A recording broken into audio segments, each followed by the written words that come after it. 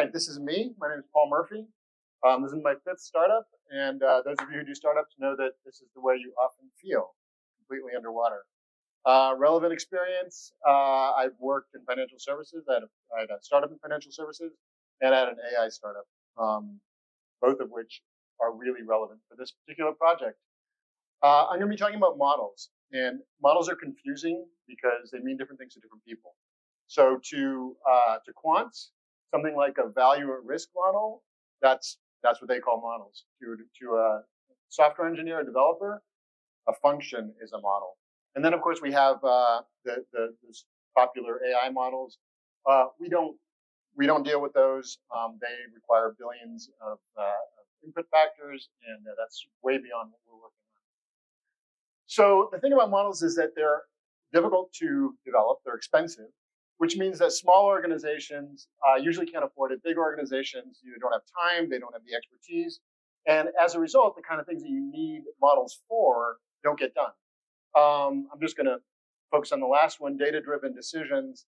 That's what everybody talks about. Oh yeah, we make all our decisions based on data, but if you don't have models, how do you do that, right? And in fact, most people just skip that step entirely. Okay, now I'm going to just explain quickly how model development works for those of you who haven't suffered doing this kind of thing. So first of all, you have a data engineer that goes to a data lake and pulls up the data that we're going to need down the road.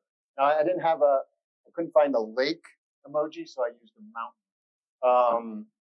No, I didn't use a designer for this deck, as you probably can tell.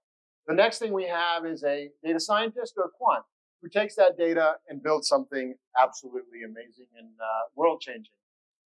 The quant hands that model over to a software engineer who looks at the code and says, oh my God, there's no way we can put this into production. This is horrible. So they spend a bunch of time and they redo it, probably in another language.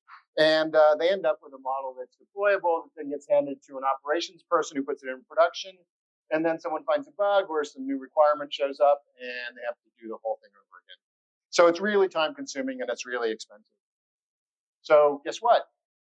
Credmark fixes this. And how do we do that? So this is how it works now. We have our data scientist produces the final model and deploys it, him or herself. That's it. Now I'm going to explain exactly what happens behind the scenes. So Credmark organizes all the data and makes it available to the data scientist. The data scientist then uses a framework that we've developed to build the model and then automatically deploys it into our platform, which is completely scalable and managed. So we've eliminated an enormous number of people. We've saved a lot of costs and an enormous amount of time. Now, I mentioned earlier, people need models in order to make decisions.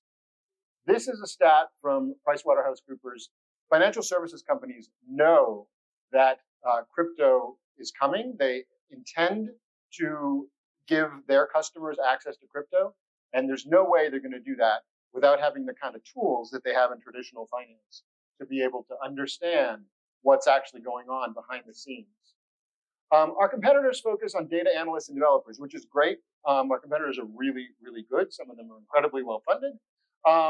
But we focus on the data scientist or the quant. And the reason we do that is because data and analytics are in the process of converging, and data scientists are really the protagonists in this transformation.